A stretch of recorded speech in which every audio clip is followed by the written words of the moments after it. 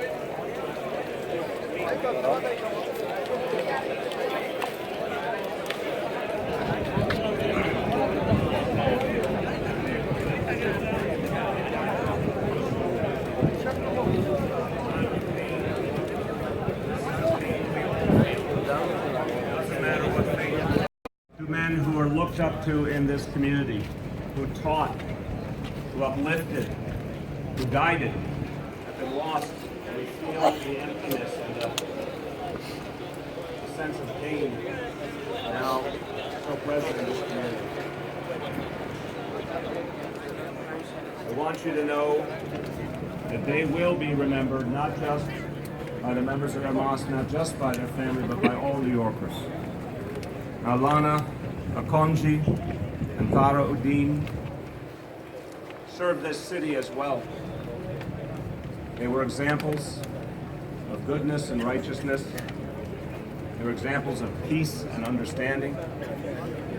We will take their example and build upon it. We mourn with you. It is one of those moments of pain, but even in the pain, we can recognize that we can all come together. All New Yorkers need the easing the pain of this family and this community. And that is part of what defines us as New York City, the city of all peoples. And I want to say very clearly, New York City is a better place and a stronger place after. Extra NYPD presence protecting our mosques and protecting the people of our Muslim community.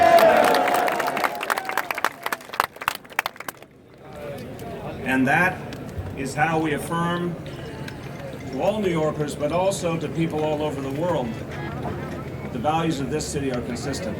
An attack on one of us is an attack on all of us. And we stand shoulder to shoulder. We, even in a time of pain, New Yorkers are strong and resilient, and we seek unity. In the words of the Quran, to God we all belong, and to God is our return. Even in a time of grief, let us reaffirm our common humanity, the strong bonds between us, and our commitment to peace. God bless you all. Assalamu alaikum.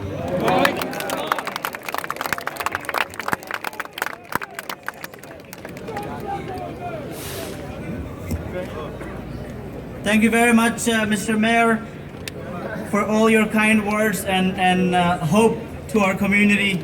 Thank you very much again.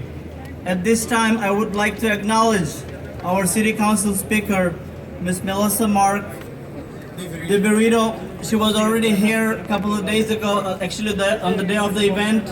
We really appreciate her visit. And right now, we would ask our New York City Public Advocate Letitia James to come and say a few words.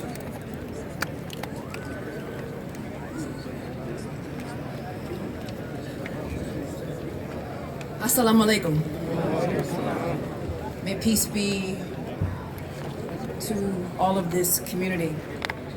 He was a peacemaker, a man of faith, and his assistant was a loyal friend, and he did not deserve to die. And so I join with the Muslim community in demanding justice for this community. I also join with this community in demanding that every house of faith in this community is protected and secure, and that they have video cameras around all of the mosques to protect this community as they pray. And surely you know that from him do we come and to him shall we return. And these words are a bedrock of the Islamic faith. They also give us comfort that our final resting place is with the Almighty. And we grieve today for the loss of two extraordinary individuals who were pillars in this community.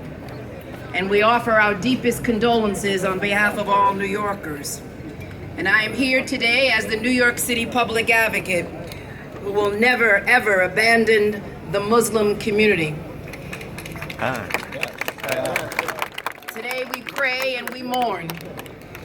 But tomorrow, we will again join together to demand justice. And we will work to build a city and a country where everyone is protected and we are all tolerated. And we will send the message throughout this country that love trumps hate each and every time. And that we will not tolerate the voices of those who will divide us. And that we stand together as one, as Americans, standing up against those who would preach hate and spread hate. And so the message here today is that this great man has gone on, but all of us will continue his message of love and peace. And may we all continue to learn to live together and love one another. And may we all worship our God as we see fit. So I thank you for having me to say a few words, but I know that peace will be unto all of you. And may these two extraordinary men of faith, may they rest in peace. Bless you.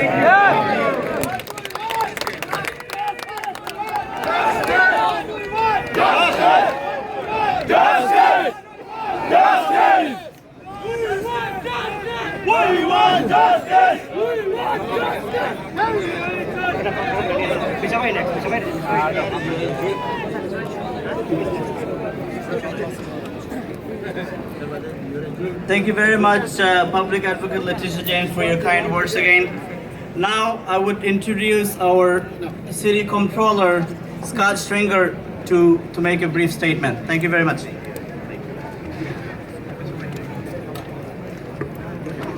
I want to start by expressing my sincere condolences to the family of the two leaders we lost over the weekend and to the entire Muslim American community here in New York City.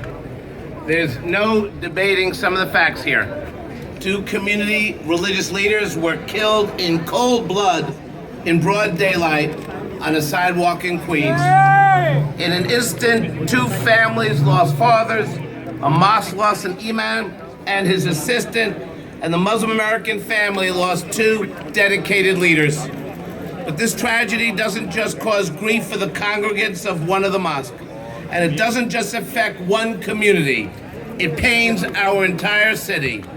Because when one New Yorker is attacked, we're all attacked. And that's why we're all here today. Because we need the city to stand behind our Muslim American brothers and sisters. Yesterday, I visited the mosque where this community worshiped, and I felt your immense pain, but I also felt your fear for your children. The fact is, we've gathered too many times to mourn community members who've been lost to violence. I want you to know that you should not be afraid to live and worship in our city.